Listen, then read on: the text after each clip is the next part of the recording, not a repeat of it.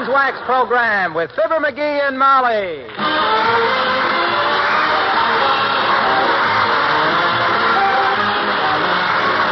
The makers of Johnson's Wax and Johnson's Self-Polishing Glow Coat present Fibber, McGee, and Molly with Bill Thompson, Gail Gordon, Arthur Q. Bryan, and me, Harlow Wilcox.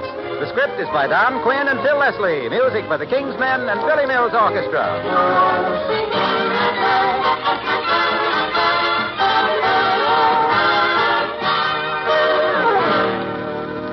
Well, tonight we welcome back Fibber and Molly to cheer us and warm our hearts. And I'm back, too, to remind you to keep the rooms of your house as attractive as possible. To have chairs and tables and sideboards that glisten and shine. Yes, and to have nice-looking, highly polished floors. They're especially important to the beauty of a room. And it's a beauty every floor in your house will have and keep when you use Johnson's Paste Wax. Because Johnson's Paste Wax not only makes your floors glisten from border to border, it also covers those floors with a hard coat that protects your floors, resists scratching and wear.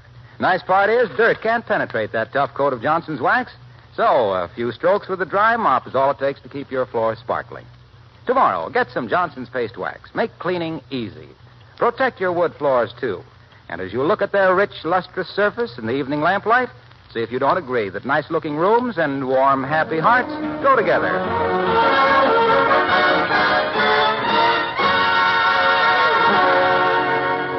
There is a term for a man who won't go to work until autumn. And here he is, the fall guy, and his wife, Fibber, McGee, and Molly.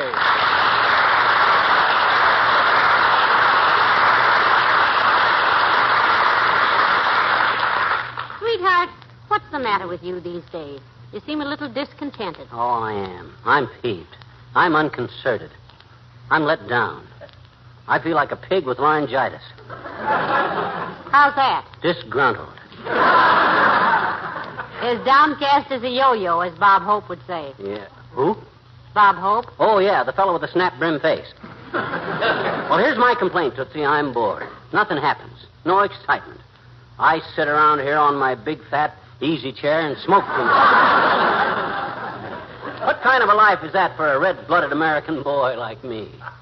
Isn't that rather a Russian attitude, dearie? Huh? Trying to think up ways to disturb the peace, are you? Oh, maybe it is, but let's be fair. You got to admit Russia always observes the fire laws at the UN conferences. Yes? Yeah. They lower the Iron Curtain at least once during every performance. Anyway, if something exciting don't start happening around here soon, Somebody at the door, dearie. And if it'll help your mood any, I hope it's somebody with a black mask, carrying a smoking revolver and a cage full of vampire bats. Yeah, no such luck. Probably just one of our dull friends. Come in. Oh, it's the old-timer, McGee. What'd I tell you? Hi, old-timer. Hello, Mr. Old-timer. Hi there, kids. Hey, I got some exciting news for you.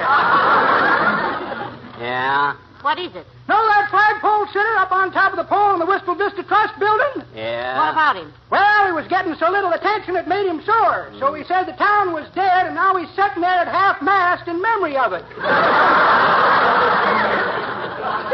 Well, I'm afraid himself here agrees with the flagpole sitter, Mr. Old-timer. Boy, I sure do. This town is so dull, I hear the police department is getting an unlisted phone number. Well, I know exactly how you feel, Johnny. Never forget once I was kind of bored, busted, and desperate. That was way back in my salad days. In your what? In my salad days, Johnny. I was green and all mixed up. The only reason somebody didn't take a knife to me was it would have been bad manners. It would have been. Yes, it would be. Anyway, I just had a nickel betwixt me and starvation, so I called up my brother. Line was out of order. Called him again later. Line was out of order. For 2 days I tried to call him. Line was always out of order. Well, you still had your nickel. And when you were young, a nickel must have been worth about 5 cents. So what'd you do, old-timer? Well, sir, I was right near the zoo at the time, so I decided to destroy myself. Throw myself to the wild animals. I was that disgusted. Wow. So I walks up to the keeper and I says, "What time you feed the animals, monkey boy?" And he says, "Well, I feed this big one in about 15 minutes. But he don't get no meat tonight." "Why not?" says I. "Well," says he, "the lion is out of order." So,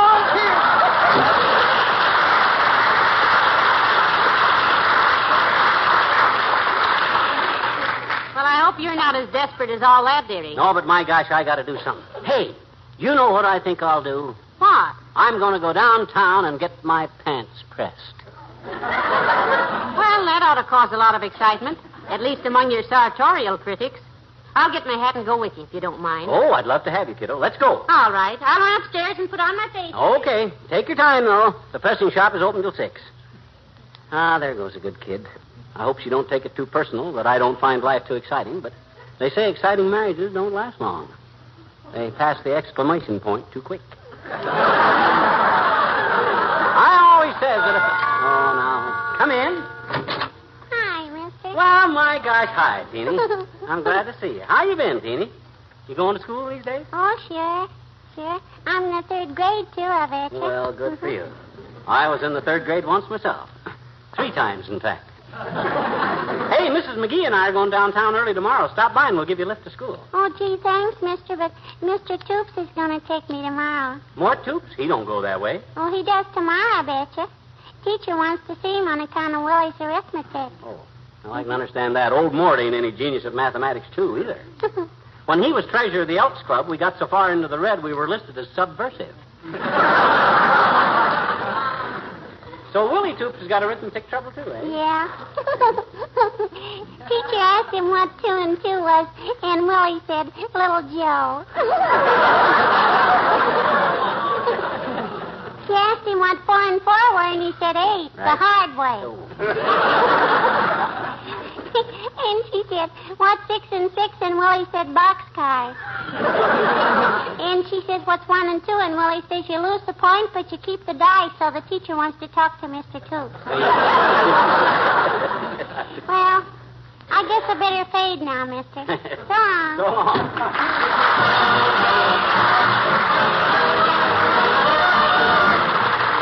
Billy Mills in the orchestra and a fellow with an umbrella.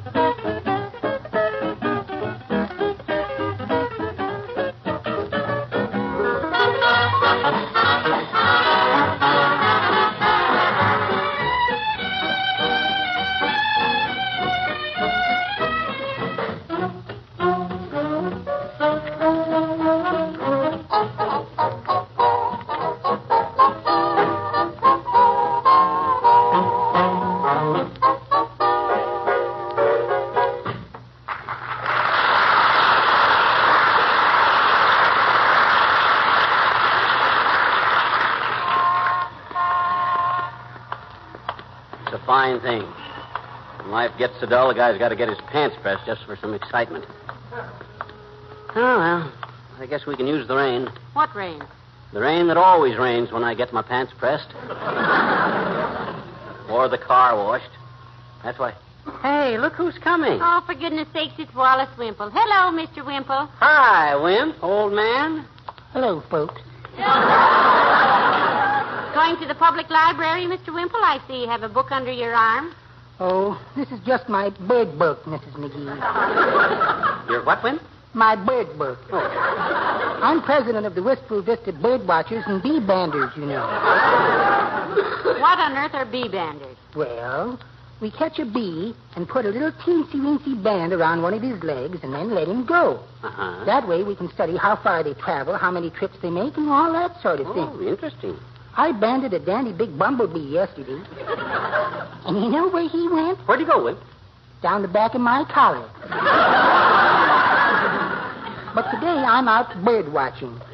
We had a report that there are some Alabama finches, some northern snipe, and some green-tufted ruffs just east of town. They pretty hard to find, are they, Mr. Wimple? Well, the finch is a cinch and the snipe is a pipe, but the ruff is really tough. Well, I've got to be getting long, folks. I'm on my way to meet Sweetie Face. You mean? Yes, my big old wife. I'm meeting her under the big clock on the department store corner at 2:15. 2:15, heavenly days. It's 2:45 now. I know, but there's a rumor going around that big clock is going to fall down one of these days. So I always let you know who get there first. Yeah. Well, so long.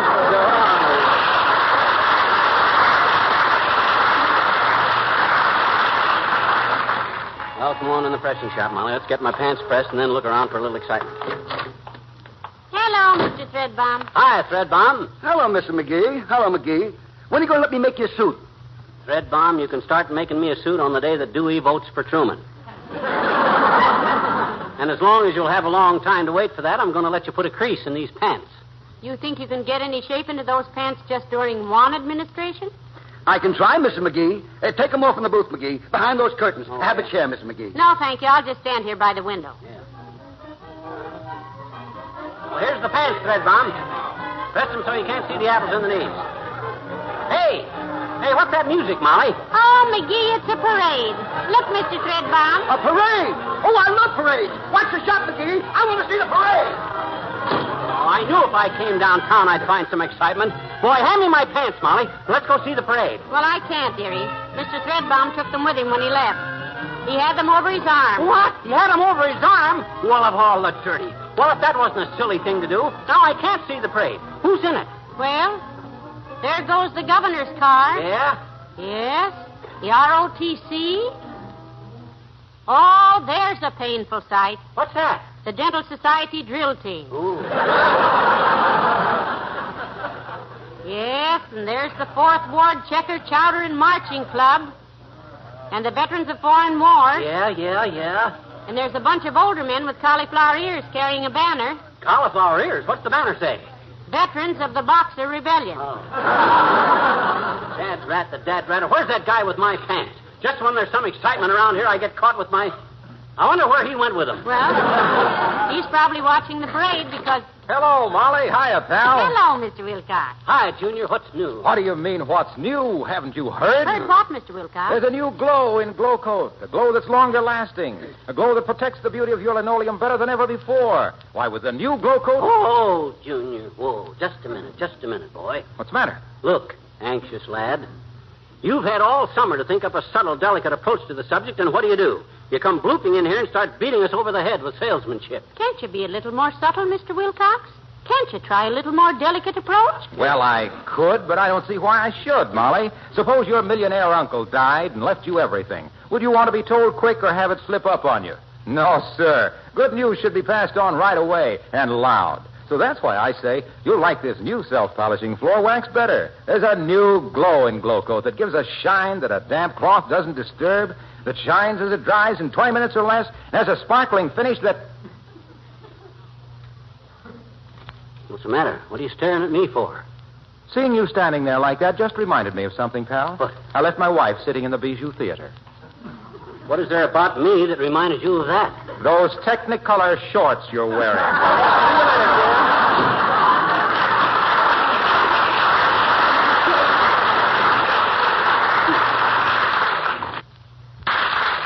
Technicolor shorts. He should talk about my shorts. Did you ever see the shorts he wears with the red ants printed all over?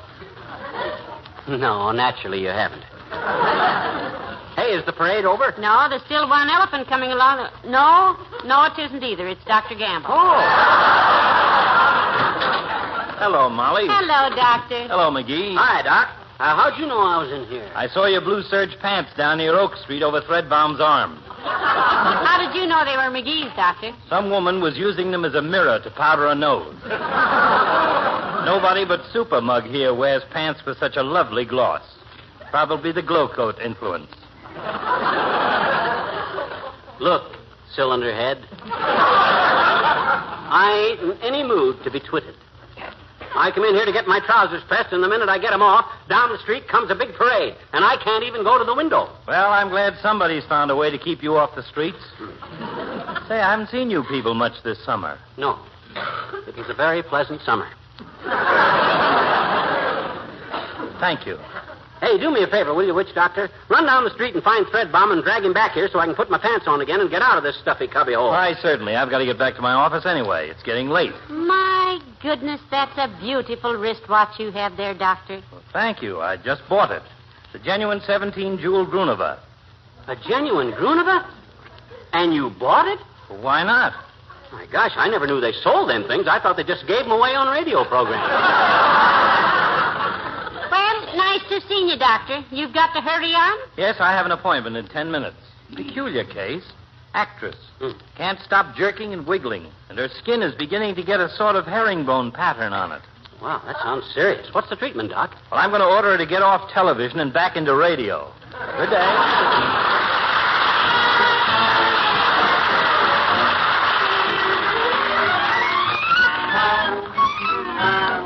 And here are the King's Men. There once was a mad arranger, a music-happy guy. And when he'd orchestrate a song for weird effects he'd try, when he felt especially moody, he'd sit down and write a tune for a piccolo and harp. 6 typewriters, 1 zither, and a leaky balloon. He turned out his mad arrangements, got famous overnight. There seemed to be no limit to his wild orchestral flight. He arranged the anvil chorus and the solo for bassoon with a piccolo and harp, 6 typewriters, a zither, and a leaky balloon.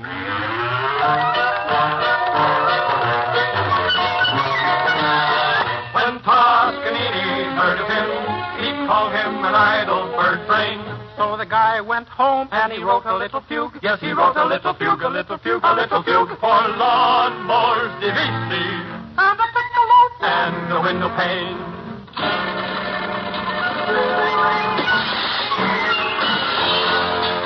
But one day St. Peter called him. He scored his final song and started up the golden stair to join the angel throng. At the pearly gates they met him, and the choir gave forth a tune.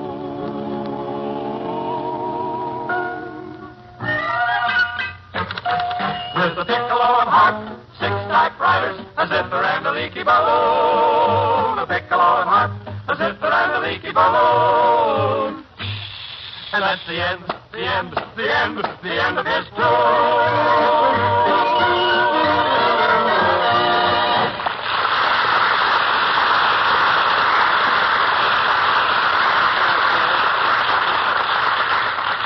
It's a fine state of how do you do.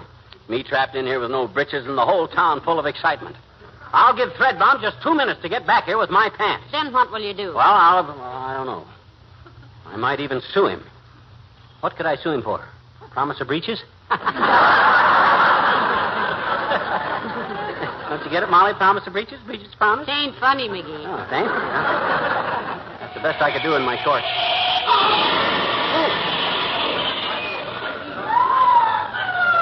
Heavenly days. My gosh, what was that? A streetcar crashed into an egg truck and knocked it through the window of Kramer's drugstore and sheared off a hydrant, and water is squirting 50 feet in the air, and the motorman and the truck driver are hitting each other, and the policemen are trying to separate them, and the gutter's full of broken eggs. Why did you ask? Why did I ask, she says. This town has had more excitement in the last hour than it's seen for 40 years, and me trapped in here with no pants. Oh, all the dumb luck. Why couldn't... Oh, my goodness, it's Mayor Latrivia. Hello, Mr. Mayor. Hi, Latriv, old man. Hello, Molly. Hello, McGee. Say, why are you sticking your unhappy-looking face out through those curtains? You hiding from somebody? He's hiding from everybody till he gets his trousers back. Oh, getting a fitting, are you, McGee? Well, that should dispel some of the caustic criticism so accurately aimed at your sartorial ineptitude. That's mighty fancy language, Latriv. You an Oxford man? Yes, I am, McGee. I've tried wearing high shoes, but they hurt my ankle. We came down to get McGee's trousers pressed, but Mr. Threadbomb ran off with them over his arm when the parade started. Yeah, and I've been sitting here ever since. Hot under the collar and cold under the shorts. Say, Mr. Mayor, I'm surprised you weren't in the parade. Well, it was for an opponent of mine, Mrs. McGee, a man I heartily dislike personally and politically. Is he going to give you any competition for election, Latriv? No, I think not. I've done a little research into his private life, and believe me, I cooked his goose for him. Well, I think that was a mighty generous gesture, Mr. Mayor. Mighty neighborly. I beg your That's pardon. why we like you, Latriv. Any type guy that no matter how bitter his campaign is, he can stop in the middle of it long enough to go over to the other guy's house and cook him a goose, that's the type guy who... Mine too, dearie. Yes, sir. I don't think you quite You got understand. a special recipe for roast goose, Latriv? The reason I ask, we got one that's been in the family for 4 generations. A goose? Oh, no. A recipe. You see, Latriv, you take a hen goose and you marionette it into dandelion wine for 6 days, and then you toss it. Please. McGee, just a minute. I didn't mean I actually went to the man's house and cooked a goose for it. I was merely using you had the man over to your house. Oh, that was even sweller of you. Yes, sir, that's the true American spirit. That's democracy at work. I claim that any type guy... No, McGee. No, let's get this straight. Huh? I did not actually roast a goose for anybody. Oh. I simply Maybe he used... fried it, McGee. Personally, I never heard of fried goose, but I'm open-minded about it. Me too. What's your recipe for fried goose, Latriv? I've never fried a goose, McGee, nor roasted one either. Oh. Can't you get it through your head that I'm... Look, this was not really a culinary operation. Oh. I was not referring to the actual cooking of an ordinary goose. I merely Oh, meant... maybe it was a wild goose he cooked. Personally, I find them a little gamey, myself. Not if you use my family recipe, you don't. You take a wild hen goose, marionette it 6 days in dandelion wine... I don't want a marionette of hen! Cook a dandelion! Alive. No. Nobody said anything about winding a hen into giving him anything. Into the goosing. When I said I manned the cook's goose, you're trying to cook my words. You're trying to marionette my dandelion. I didn't say anything to do. You were the one. I didn't wait. It was...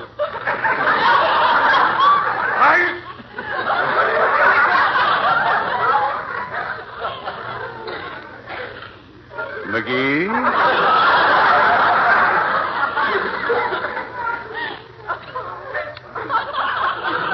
Yes, boy. When it comes to character, I consider myself somewhat of a critic. And when I tell you... Of a what, Mr. Mayor? Critic, Molly. Critic. One of them insects that rubs its hind legs together.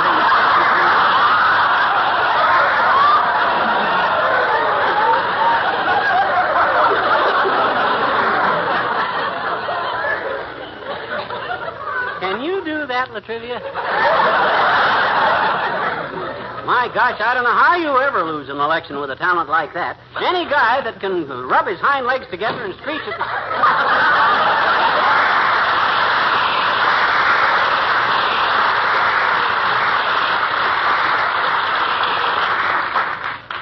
Did he leave, Molly? Must have just remembered an appointment. Hey, look out the door and see if Threadbomb is coming. Now that I missed all the excitement, I might as well get my pants and go home. Well, I can see him from here, dearie. He's running down the street. This way? No, the other way. The other way? What for? What's he running? Heavenly days. There's a fire someplace. Fire! Well, of all the dirty tricks. That rat, the dad rabbit. Fire! Fire out there!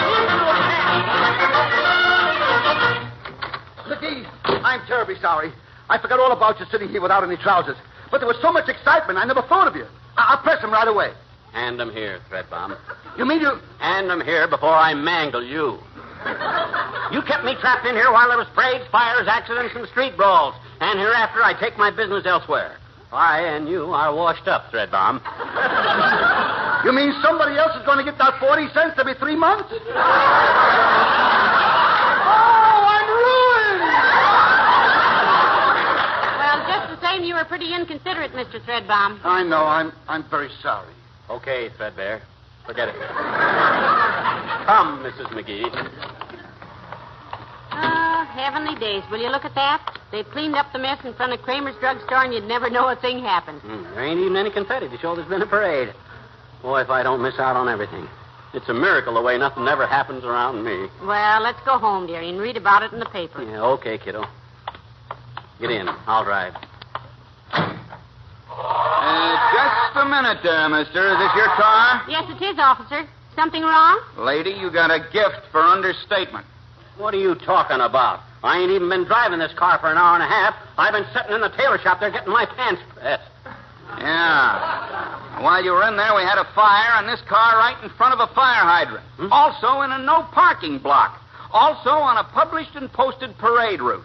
Also, it's leaking oil, and an egg truck skidded on it and crashed into a streetcar, and a police officer on a motorcycle rushing to the scene also skidded and broke a leg. Mister, you're guilty of enough infractions to get 99 years. I am, huh? Oh, boy, ain't that wonderful, Molly? I finally stirred up some excitement in this town. Well, give me the summons, Buster, and thank you very much. You saved my day. No, sir. You just get along home. What's this? You're not going to arrest him for all those things? Lady, with a list of misdemeanors that long, no judge would believe it. Huh? And I'd be a nasty old Cossack persecuting an innocent citizen. Oh, no, I'm no fool. Go on, Sonny. Beat it. Well, of all... And, Sonny, Yeah? just as a suggestion, Yeah? better put your pants on.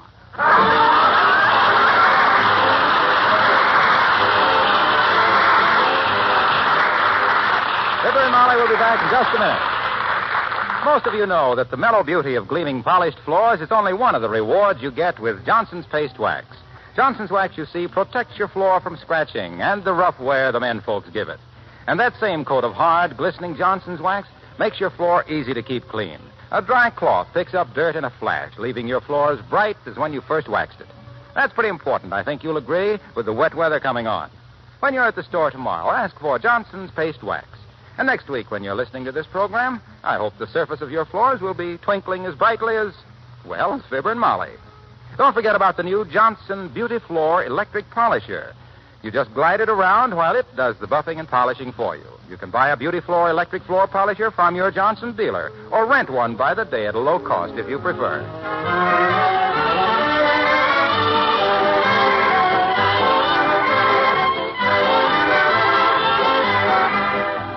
McGee, don't let me forget to hear Johnson's Wax other show tomorrow morning. Okay, just let me know... whose other show? Johnson's Wax? They have another radio show on Mondays and Wednesday morning. With Fred Waring, no less. Johnson's have got another show on? My gosh, kiddo, why don't somebody tell me these things? Let me out that bookcase. Now, What on earth are you looking for? my joke book. I've been too relaxed. Well, it could be. Yeah. Good night. Good night, all. This is NBC, the National Broadcasting Company.